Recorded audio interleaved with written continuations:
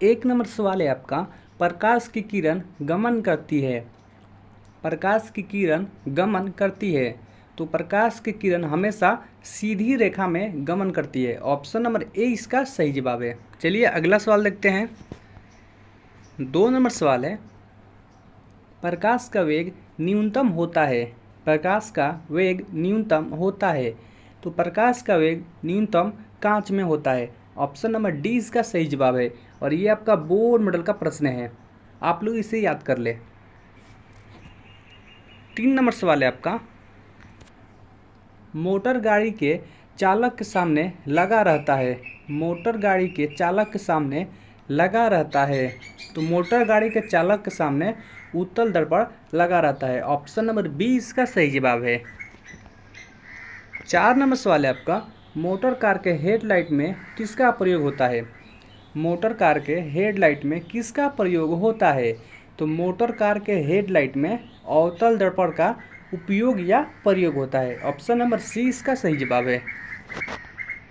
5 number सवाल है आपका, समतल दर्पण द्वारा बना प्रतिबिंब होता है। समतल दर्पण द्वारा बना प्रतिबिंब होता है, तो समतल दर्पण द्वारा बना प्रतिबिंब काल्पनिक होता है। ऑप्शन नंबर बी इसका सही जवाब है।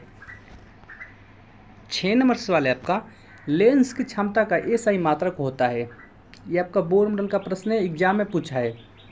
लेंस की क्षमता का एसआई मात्रक होता है, तो लेंस की क्षमता का एसआई मात्रक डायऑप्टर होता है। ऑप्शन नंबर ए इसका करेक्ट आंसर है। 7 नंबर सवाल है आपका, 2 डायऑप्टर क्षमता वाले लेंस का फोकसांतर होता है। 2 डायऑप्टर क्षमता वाले लेंस का फोकसांतर होता है, तो 2 डायऑप्टर क्षमता वाले लेंस का फोकसांतर 20 सेंटीमीटर होता है। ऑप्शन नंबर ए इसका सही जवाब है। 8 नंबर सवाल है आपका, प्रकाश के किरणों के समूह को कहते हैं। प्रकाश के किरणों के समूह को कहते हैं, तो प्रकाश के किरणों के समूह को किरणपुंज कहते हैं। ऑप्शन नंबर बी इसका सही जवाब है। 9 नंबर सवाल है आपका, उत्तल लेंस की क्षमता होती है। उत्तल लेंस की क्षमता होती है, ये भी आपका बोर्ड मॉडल का प्रश्न है। अगर आप भी 2025 में 10वीं का एग्जाम देने वाले हैं तो ये वीडियो आपके लिए काफ़ी हेल्पफुल होने वाली है। सारे क्वेश्चन इंपॉर्टेंट है, इस वीडियो को ध्यान से देखें। तो उत्तल लेंस की क्षमता हमेशा धनात्मक होती है। ऑप्शन नंबर बी इसका सही जवाब है। 10 नंबर सवाल है आपका, अवतल लेंस की क्षमता होती है, ये भी आपका बोर्ड मॉडल का प्रश्न है। अवतल लेंस की क्षमता होती है, तो अवतल लेंस की क्षमता ऋणात्मक होती है। ऑप्शन नंबर ए इसका करेक्ट आंसर है। 11 नंबर सवाल है आपका, उत्तल लेंस को कहते हैं। उत्तल लेंस को कहते हैं, ये भी आपका बोर्ड मॉडल का प्रश्न है। तो उत्तल लेंस को अभिसारी लेंस कहते हैं। ऑप्शन नंबर ए इसका करेक्ट आंसर है।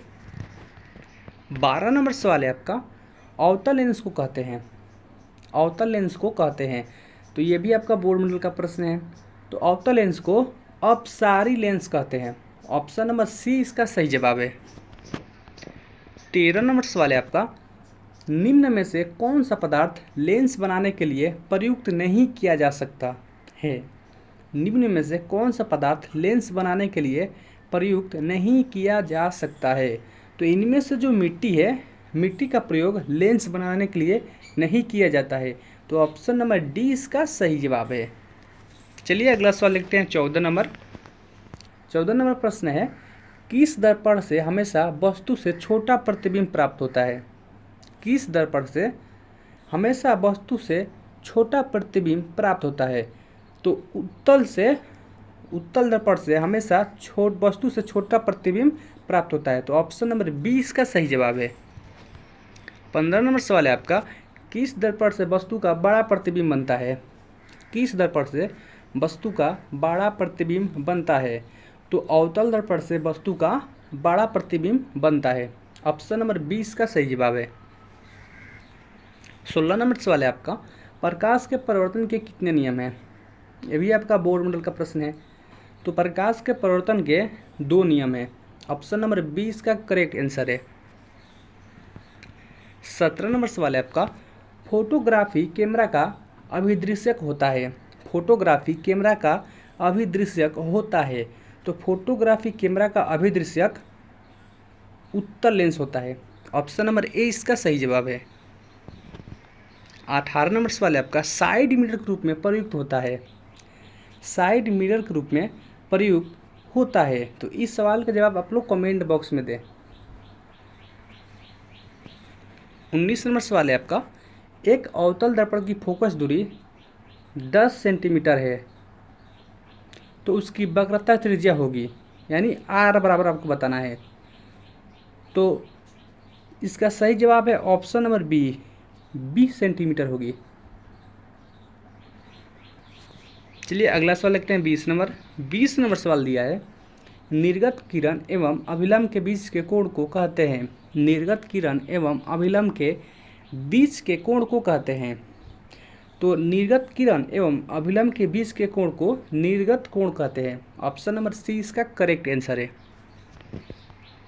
21 नंबर सवाल है आपका, सरल सूक्ष्मदर्शी में किसका उपयोग होता है। सरल सूक्ष्मदर्शी में किसका उपयोग होता है। तो सरल सूक्ष्मदर्शी में उत्तल लेंस का प्रयोग या उपयोग होता है। तो ऑप्शन नंबर डी इसका सही जवाब है। 22 नंबर सवाल है आपका, किस लेंस के द्वारा सिर्फ काल्पनिक प्रतिबिंब बनता है। किस लेंस द्वारा सिर्फ काल्पनिक प्रतिबिंब बनता है। तो अवतल लेंस द्वारा सिर्फ काल्पनिक प्रतिबिंब बनता है। ऑप्शन नंबर बी इसका सही जवाब है।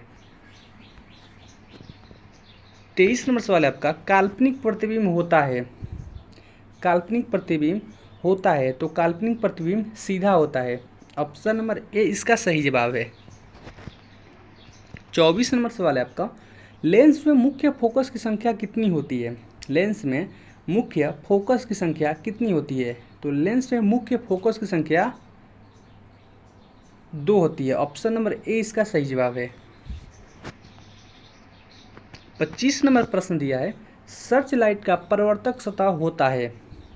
सर्च लाइट का परावर्तक सतह होता है, तो सर्च लाइट का परावर्तक सतह अवतल होता है। ऑप्शन नंबर 20 का करेक्ट आंसर है। 26 नंबर सवाल है आपका, दाढ़ी बनाने में कौन सा दर्पण प्रयुक्त होता है। ये भी सवाल बोर्ड मॉडल का प्रश्न है और यह सवाल एग्जाम में बार बार पूछा है, आपको इसे याद कर लेना है। तो दाढ़ी बनाने में अवतल दर्पण का उपयोग या प्रयोग होता है। तो ऑप्शन नंबर सी हो जाएगा अवतल दर्पण। 27 नंबर सवाल है आपका, प्रकाश के अपवर्तन के कितने नियम हैं। प्रकाश के अपवर्तन के कितने नियम हैं। तो देखिए, प्रकाश का अपवर्तन पूछे या प्रकाश का परावर्तन पूछे, दोनों के मात्र 2 ही नियम हैं। तो ऑप्शन नंबर इसका भी बी हो जाएगा करेक्ट आंसर, 2 नियम हैं। 28 नंबर सवाल है आपका, किसी माध्यम के अपवर्तनांक का मान होता है। बोर्ड मॉडल का प्रश्न है और यह प्रश्न बार बार दोहराता है एग्जाम में, आपको इसे याद कर लेना है। तो किसी माध्यम के अपवर्तनांक का मान होता है, तो किसी भी माध्यम के अपवर्तनांक का मान साइन आई बटा साइन आर होता है। देख लीजिए कौन सा ऑप्शन दिया है। तो ऑप्शन जो नंबर ए है sine I by sine R सही जवाब हो जाएगा। 29 नंबर सवाल है आपका, सोलर कुकर में प्रयोग किया जाता है। सोलर कुकर में प्रयोग किया जाता है, तो सोलर कुकर में अवतल दर्पण का उपयोग या प्रयोग किया जाता है। ऑप्शन नंबर ए इसका सही जवाब है। 30 नंबर सवाल है आपका, मोटे लेंस की आवर्धन क्षमता होती है। मोटे लेंस की आवर्धन क्षमता होती है, तो मोटे लेंस की आवर्धन क्षमता अधिक होती है। ऑप्शन नंबर 20 का सही जवाब है। अगर आप चैनल पे पहली बार आए हैं, चैनल को सब्सक्राइब कर ले, वीडियो को लाइक करें और शेयर करें। और जितने भी स्टूडेंट 2025 में 10वीं का एग्ज़ाम देने वाले हैं, उनके पास वीडियो अवश्य भेजिए।